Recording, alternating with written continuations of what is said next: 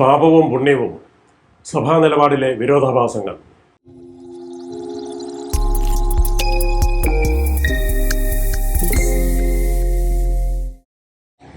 പ്രിയപ്പെട്ടവരെ, എല്ലാവർക്കും എൻ്റെ സ്നേഹവന്ദനങ്ങൾ.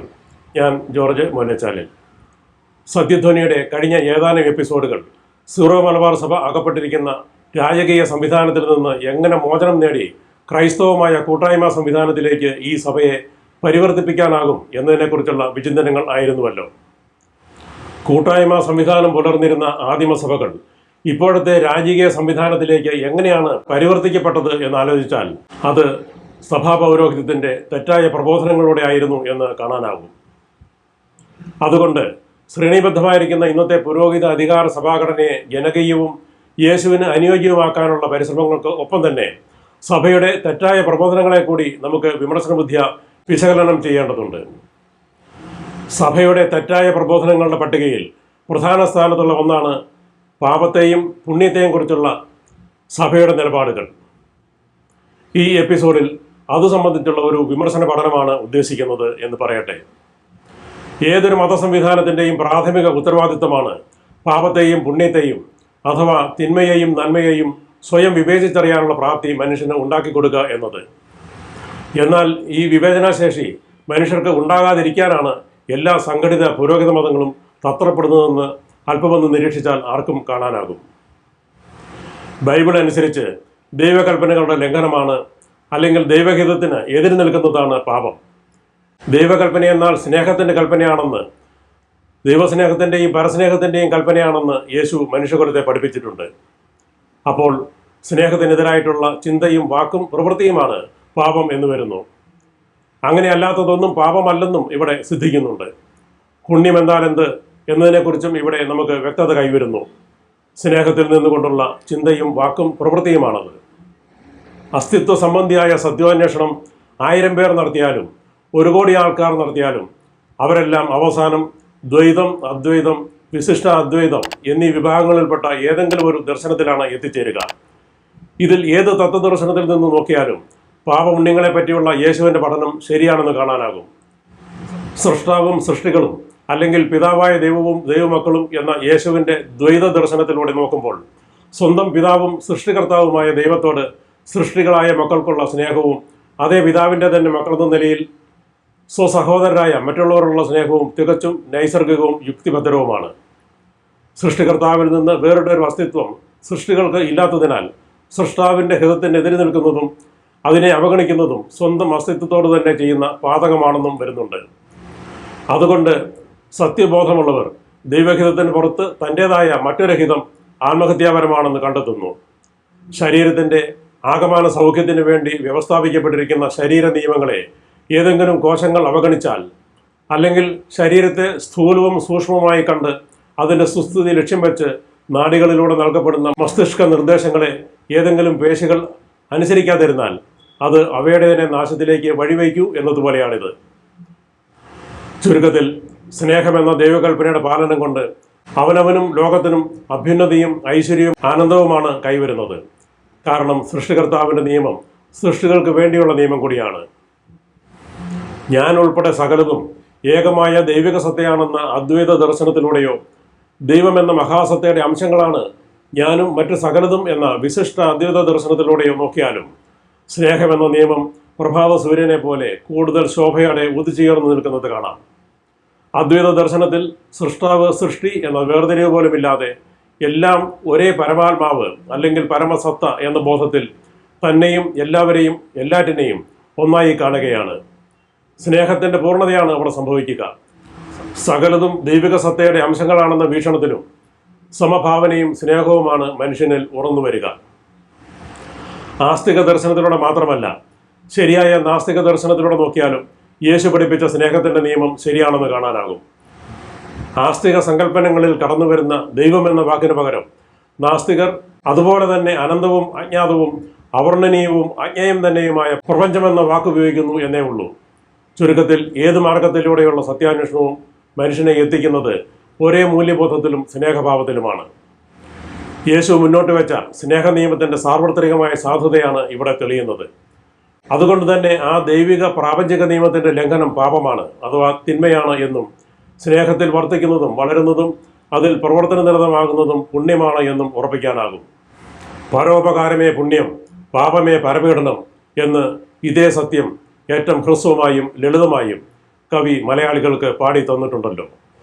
പാപപുണ്യങ്ങളെ പറ്റിയുള്ള ലളിതവും ദൃഢവുമായ ഈ അവബോധത്തിൽ ഊന്നി നിന്നു വേണം പുരോഹിത സംഘടിത മതങ്ങൾ അവതരിപ്പിച്ചു പോരുന്ന പാപപുണ്യ സങ്കല്പങ്ങളെ നോക്കിക്കാണാൻ.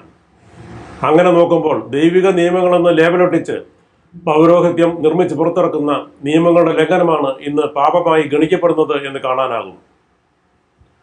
കത്തോലിക്ക സഭയിലേക്ക് നോക്കിയാൽ പുരോഹിത നിർമ്മിതമായ വിശ്വാസ സത്യങ്ങൾ അപ്പാടെ വിശ്വസിച്ചില്ലെങ്കിൽ, അനുഷ്ഠാനങ്ങൾ ആചരിച്ചില്ലെങ്കിൽ, പുരോഹിത നിയമങ്ങൾ പാലിച്ചില്ലെങ്കിൽ അതൊക്കെ മഹാപാപങ്ങളാണ്. പുരോഹിത സൃഷ്ടമായ സഭയുടെ 5 കൽപ്പനകൾ പാലിച്ചില്ലെങ്കിൽ അതും ഈ മഹാപാപ പട്ടികയിൽ വരുന്നു. ഇതിനു പുറമെയാണ് രൂപതാ നിയമാവലികളിലെയും സമ്പൂർണ്ണ ബൈബിളിനേക്കാൾ വലുപ്പമുള്ള കാനോൻ നിയമഗ്രന്ഥത്തിലെയും 100 കണക്കിന് നിയമങ്ങളും നിബന്ധനകളും. അതെല്ലാം അക്ഷരശ പാലിച്ചില്ലെങ്കിൽ അതും ദൈവത്തിനും സഭയ്ക്കുമെതിരെയുള്ള പാപമാണത്രേ. 10 ദൈവപ്രമാണങ്ങളെ വ്യാഖ്യാനിച്ച് 613 നിയമങ്ങളാക്കി പാപപ്പെരുക്കം നടത്തിയ യേശുവിൻ്റെ കാലത്തെ പൗരോഹിത്യത്തിൻ്റെ അതേ പാതയിലൂടെയാണ് മുഴുവൻ നിയമങ്ങളെയും സ്നേഹമെന്ന ഒരൊറ്റ നിയമമാക്കി ചുരുക്കിയ യേശുവിൻ്റെ പേരിലുള്ള കത്തോലിക്ക സഭയിലെ പൗരോഹിത്യവും മുന്നേറുന്നതെന്ന് ഇതെല്ലാം സാക്ഷിക്കുന്നു. ഇതിനെല്ലാം പുറമെയാണ് നിരന്തരമായ പാപബോധത്തിലാഴ്ത്തി മനുഷ്യനെ ആന്തരികമായി പുലർത്താനും തളർത്താനുമായി ലോകം, പിശാച്, ശരീരം എന്നീ ശത്രുക്കൾക്കെതിരെ യുദ്ധം ചെയ്യലാണ് ആത്മീയതയെന്നും പുണ്യമെന്നും സഭാ പൗരോഹിത്യം പഠിപ്പിക്കുന്നത്. ഇതിലെന്തെങ്കിലും കഴമ്പുണ്ടോ എന്ന് നമുക്കൊന്ന് പരിശോധിക്കാം. ഏത് തത്വദർശന പ്രകാരം നോക്കിയാലും ഓരോ മനുഷ്യ വ്യക്തിയും ഈ ലോകവും ദൈവികമാണ്. അല്ലെങ്കിൽ എല്ലാറ്റിനും അധിഷ്ഠാനമായിരിക്കുന്ന പ്രകൃതി നിയമത്തിൻ്റെ, പ്രകൃതി ശക്തിയുടെ പ്രകാശനമാണ്. തന്മൂലം അവനവനെയോ അവരനെയോ ഈ പ്രകൃതിയിലെ ഏതെങ്കിലും ഒരു ഘടകത്തെയോ നിഷേധിക്കുന്നതും വെറുക്കുന്നതും ദൈവനിന്ദയോ പ്രകൃതി നിയമത്തിനെതിരായുള്ള തിന്മയോ ആണെന്ന് വരുന്നു, പാപമാണെന്ന് വരുന്നു. ചുരുക്കത്തിൽ ഒന്നിനെയും നിഷേധിക്കുകയും വെറുക്കുകയും ചെയ്യാത്തതും ഒപ്പം സകലരെയും സകലതിനെയും അംഗീകരിക്കുന്നതും ആദരിക്കുന്നതും സ്നേഹിക്കുന്നതുമായ പോസിറ്റീവ് മനോഭാവമാണ് എല്ലാ പുണ്യങ്ങൾക്കും ജന്മം നൽകുന്നത്. ഈ മനോഭാവത്തിലാണ് അവനവൻ്റെയും അവരൻ്റെയും ഈ ലോകത്തിൻ്റെ തന്നെയും നന്മയും സുഖസന്തോഷങ്ങളും സുസ്ഥിതിയും മനുഷ്യന് ജീവിതലക്ഷ്യമായി തീരുന്നത്. ഇതേ കാഴ്ചപ്പാടിലൂടെ നോക്കിയാൽ സാമൂഹികമോ മറ്റുള്ളവർക്ക് ഉപകാരപ്രദമായ എന്തെങ്കിലും ഉന്നത ലക്ഷ്യത്തിന് വേണ്ടിയുള്ളതല്ലാത്ത സ്വയം സഹനവും ത്യാഗവും പീഡനവുമെല്ലാം പാപമാണെന്ന് കാണാം. സ്വന്തം ശരീരത്തെയും ഈ ലോകത്തെയും അംഗീകരിച്ച് ആദരിക്കുന്നതും അവ പ്രദാനം ചെയ്യുന്ന സുഖാനുഭൂതികൾ ആസ്വദിച്ച് ആനന്ദിക്കുന്നതും പുണ്യമാണെന്നും കാണാം. ദൈവം സച്ചിദാനന്ദമെങ്കിൽ സൃഷ്ടികളും ആനന്ദത്തിലായിരിക്കുക ഉചിതമാണല്ലോ. തന്നെ പോലെ തന്നെ മറ്റുള്ളവരെയും സ്നേഹിക്കണമെന്നേ യേശു പറയുന്നുള്ളൂ എന്നോർക്കുക. സ്വയം സ്നേഹിക്കരുതെന്ന് യേശു പറയുന്നില്ല. സ്നേഹം അവനവനിലേക്ക് മാത്രമായി ഒതുക്കരുതെന്നും അവനിലേക്ക് വളർത്താൻ പാകത്തിൽ സ്വയം വലുതാകണമെന്നുമാണ് യേശു പറഞ്ഞിട്ടുള്ളതിൻ്റെ എല്ലാം സാരം. കത്തോലിക്ക സഭ മനുഷ്യകുലത്തോട് ചെയ്ത ഏറ്റവും വലിയ പാതകം ദൈവത്തിൻ്റെയും ആത്മീയതയുടെയും പേരിൽ സ്വയം നിഷേധിക്കുന്നതും ജീവിതത്തെ തന്നെ നിഷേധിക്കുന്നതുമായ ഒരു പുണ്യസങ്കല്പം സൃഷ്ടിച്ച് മനുഷ്യൻ്റെ രക്തത്തിലും മാംസത്തിലും മജ്ജയിലും വരെ കുത്തിനിറച്ചു എന്നതാണ്.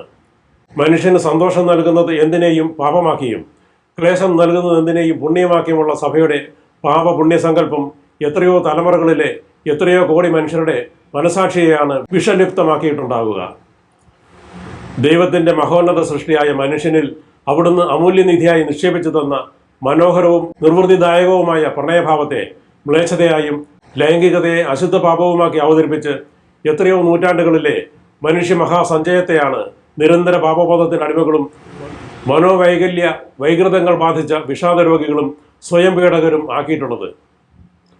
സഭയിൽ ആധ്യാത്മിക ശുശ്രൂഷകരാകാൻ ആഗ്രഹിക്കുന്നവരിൽ ബ്രഹ്മചര്യ കന്യാവ്രത വ്രതങ്ങൾ അടിച്ചേൽപ്പിച്ച് ലക്ഷക്കണക്കിനായ വൈദികരുടെയും കന്യാസ്ത്രീകളുടെയും ജീവിതങ്ങൾ ഇന്നും തരിശാക്കിക്കൊണ്ടിരിക്കുന്നതിന് പിന്നിലുള്ളതും ലൈംഗികതയുടെ നിരാകരണം വലിയ പുണ്യമാണെന്ന തരത്തിൽ സഭ ഇന്നും പുലർത്തുന്ന നിഷേധാത്മക നിലപാടാണ്.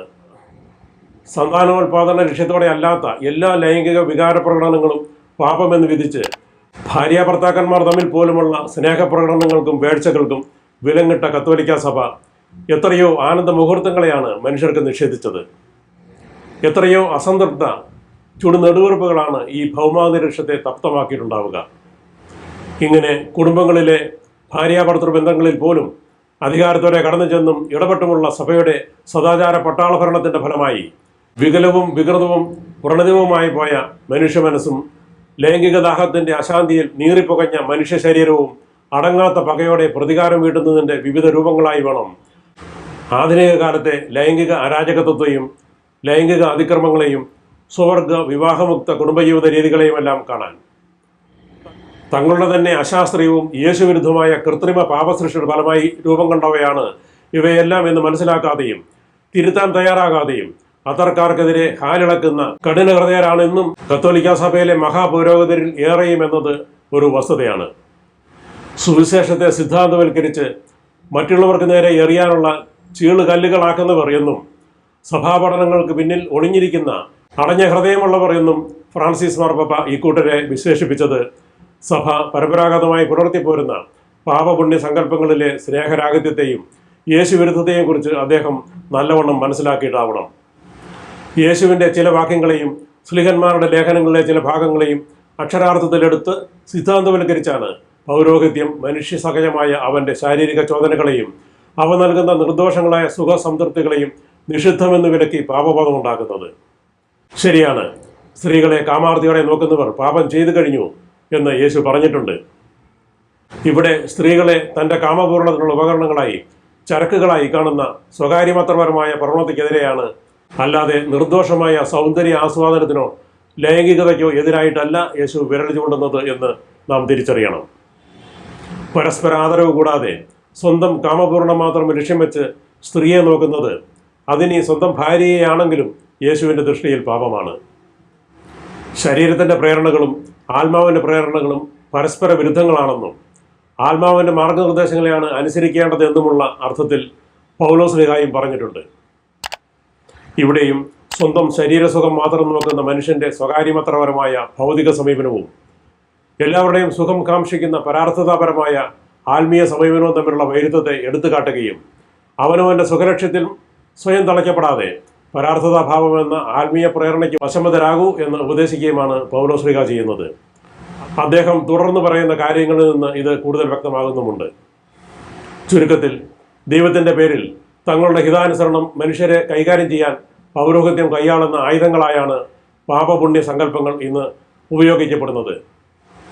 അവർ ഒരു വശത്ത് യഥാർത്ഥ പാപപുണ്യങ്ങളെ മറച്ചു വയ്ക്കുകയും കൃത്രിമ പാപപുണ്യങ്ങൾ നിർമ്മിച്ച് മനുഷ്യ മനസ്സുകളെ വിഷലിപ്തമാക്കുകയും പാപബോധത്താൽ ഭാരപ്പെടുത്തുകയും നന്മതിന്മകളെ തിരിച്ചറിയാൻ കഴിയാത്ത വിധം മനസാക്ഷിയെ തകിടം മറിക്കുകയും ചെയ്യുന്നു. മറുവശത്താകട്ടെ ഇതിൻ്റെയൊക്കെ ഫലമായി ബുദ്ധി പതറുകയും ആത്മബലം നശിക്കുകയും വികലമനസ്കരാകുകയും ചെയ്യുന്നവരുടെ രക്ഷകരാകുകയും ചെയ്യുന്നു അവർ. അനുഷ്ഠാനങ്ങൾ, കുംഭസാരം, നേർച്ചകൾ, നോയമ്പുകൾ, നോവേനകൾ, തീർത്ഥാടനങ്ങൾ ഒക്കെ നടത്തിച്ചും കൃത്രിമ ആശ്വാസത്തിൻ്റെ ആനാമളം തെളിക്കുന്നു അവർ. അതോടെ ജനം പുരോഹിത അധികാരികളെ ഉപകാരികളായി കണ്ട് അവരെ ഗുരു എന്ന് വിളിക്കുകയും സമൂഹത്തിൻ്റെ പ്രമുഖ സ്ഥാനങ്ങളിൽ അവരെ ആനയിച്ചിരുത്തുകയും ചെയ്യുന്നു. പൗരോഹിത്യത്തിൻ്റെ ലക്ഷ്യം ഇതാണെന്ന് യേശു നമ്മെ പഠിപ്പിച്ചിട്ടുണ്ടല്ലോ. ഈ പുരോഹിത ലക്ഷ്യം വിജയിക്കുന്നതിനനുസരിച്ച് മനുഷ്യൻ്റെ ജീവിത ലക്ഷ്യമായ ദൈവരാജ്യ സൃഷ്ടി നടക്കാതെ പോവുകയാണ്. വടവൃക്ഷ സമാനം ഉയർന്നും പടർന്നും ഉന്നത ശീർഷരായി അന്യതാ വളരുമായിരുന്ന മനുഷ്യരെ തങ്ങൾക്കൊപ്പം ബോൺസായി പരുവത്തിൽ കുള്ളൻ മനുഷ്യരാക്കി വെട്ടിയൊതുക്കുകയാണ് പൗരോഹിത്യം. പ്രിയപ്പെട്ടവരെ, ഞാൻ ചുരുക്കുകയാണ്. ആദിമ അപ്പോസ്തോലിക സഭയും റോമൻ സാമ്രാജ്യവുമായുണ്ടായ അവിഹിത പേഴ്ചയിൽ പിറവികൊണ്ട കത്തോലിക്കാ സഭ രണ്ട് ജന്മപാപങ്ങൾ പേറുന്നുണ്ട്. ഒന്ന്, രാജകീയ സംവിധാനം എന്ന ഘടനാപരമായ പാപം. രണ്ടാമത്തേത്, സഭയുടെ ഈ രാജകീയ ഘടന നിലനിർത്താൻ വേണ്ടി തുടരുന്ന കള്ളപ്രബോധനം എന്ന പാപം. ജ്ഞാനസ്നാനം നൽകി സഭയെ ഈ പാപങ്ങളിൽ നിന്ന് മുക്തമാക്കണമെങ്കിൽ യേശുവിൽ ധീരരായി വിശ്വാസികൾ ഉണർന്നേ മതിയാകൂ. ഇതുവരെ എന്നെ കേട്ട എല്ലാവർക്കും നന്ദി, സ്നേഹം.